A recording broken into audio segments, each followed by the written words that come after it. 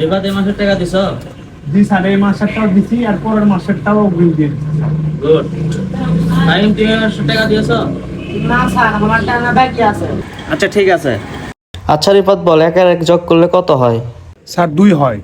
Very good. এবার তুই বল 89, 50 আর 1.5 লাখ যোগ করলে কত হয়?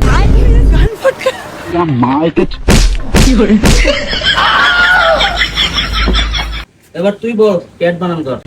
CAT cat. গুড। এবার তুই বানান কর জিগরি ডম ডম ইয়েস ইয়েস।